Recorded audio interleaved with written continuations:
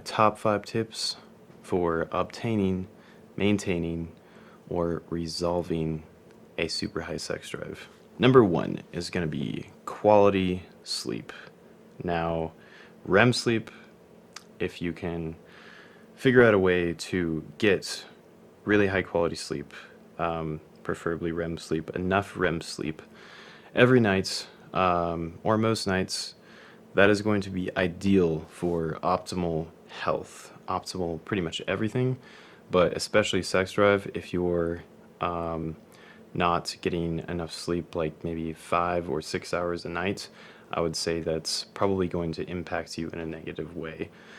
Now, sleep is, as everyone knows, is definitely part of so many functions of the body, and sleep is just going to make your life so much better. So get better sleep if you're not getting good sleep, or if you're not getting enough of it. I would recommend anywhere from 8 to 9 hours of sleep. 7 or so, I would say, at the minimum, though. Number 2, now I'm pretty sure everyone knows this, but hormones play the biggest role in your overall well-being, especially your sexual health. Hormones should be in balance. Now, I would recommend definitely getting blood work done. Go talk to a doctor. I'm not a doctor. However, I think that you should get a full blood panel and have a doctor analyze that. And if something is out of balance by, out of the normal range as far as like testosterone, estradiol go, especially micronutrients, vitamins, if you're deficient on something, let's say you're deficient on D3 or anything really, that could definitely impact your health and definitely in turn impact your sex drive in a negative way. So I would recommend hormones, get them checked out.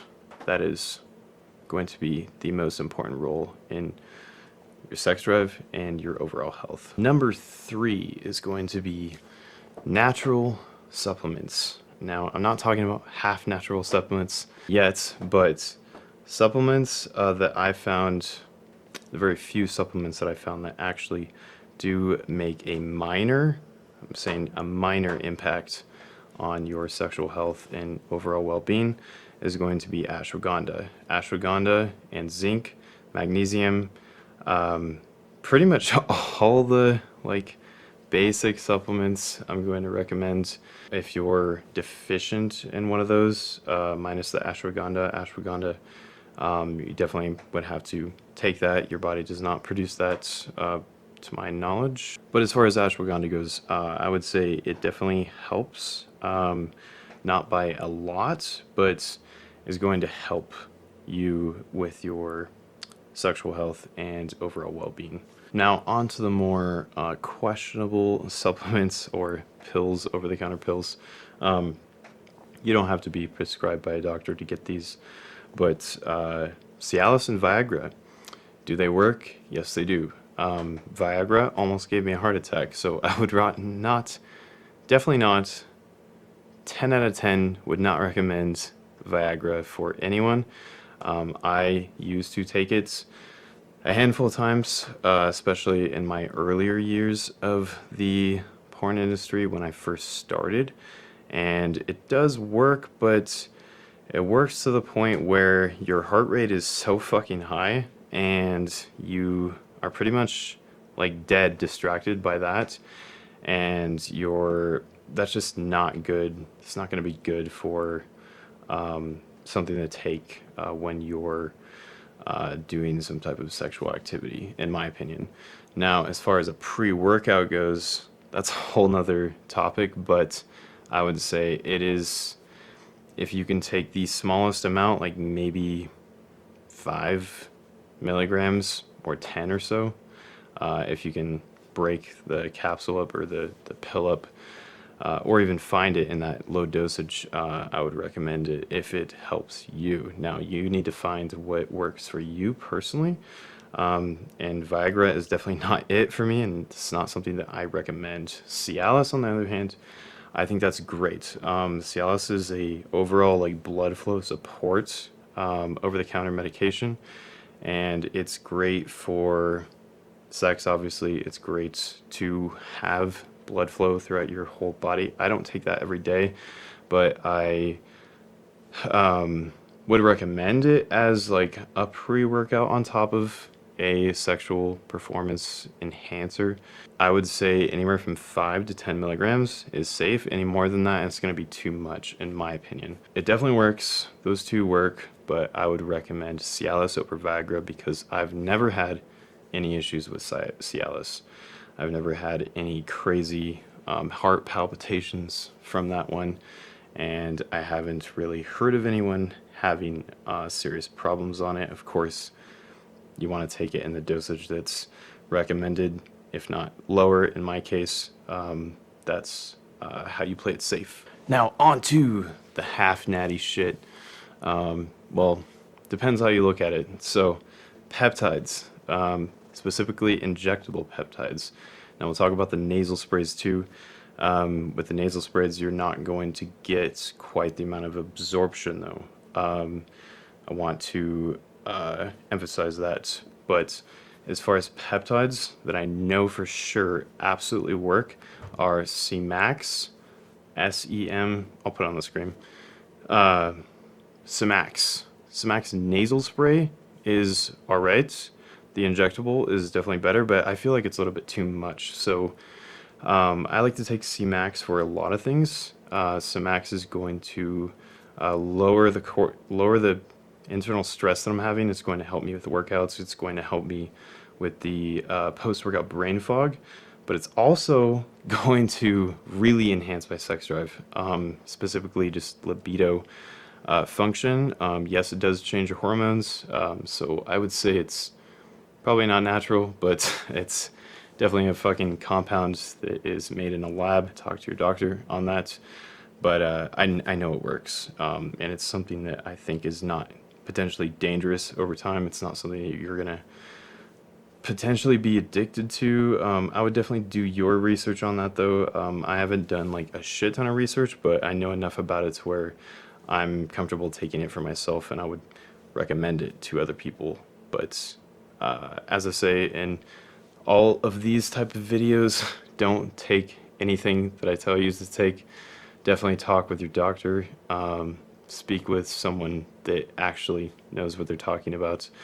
But yeah, Cmax is fucking great. As far as melanotan 2 goes, now there's PT141. PT141 is just the sex libido boost on its own. The melanotan 2 is going to make you tan. Now, I've done a video about this before. I love it. However, I would not recommend taking it on a regular basis. I would say maybe like 3 times a week max. It is addictive, like over time, that I have noticed personally, but it's something that's just, it's going to change the libido in your brain, so it's stimulating the pituitary gland in your brain, and it definitely works for that libido boost, but I would say it's not something that should be used to fix a problem like hormones. That's going to be like the root of the problem. I would not recommend it for that. But if you want the extra sex drive boost and to be super tan, melanotan 2 is the fucking shit. On to the other nasal spray stuff. Now I know, I don't know quite as much about this one, but I've heard from other YouTubers, other people, and done some research on it. I've taken it a handful of times, but it's not something that I would really see myself taking on a regular basis, and that is called Oxytocin, not to be confused with the other Oxy.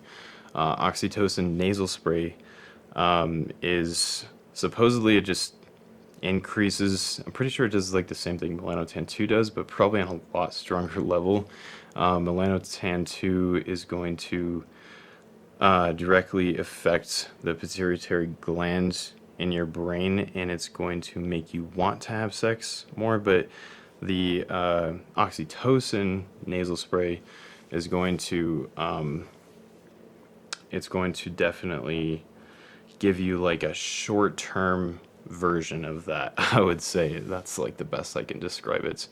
I don't have enough experience to really recommend it, so I wouldn't really be recommending it, but I wanted to put it on the list because I know that it works, and it works extremely well. Now, if you want to be in love with the weights at the gym, take it pre-workout, but it's also good to just, it kind of makes you like more like emotional, I guess you could say.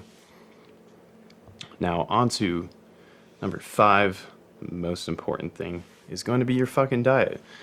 Diet is what you put into your body, what you do with your body, how much activity you have each day. You want to be having time in the gym. I would recommend, or at least some type of cardiovascular training.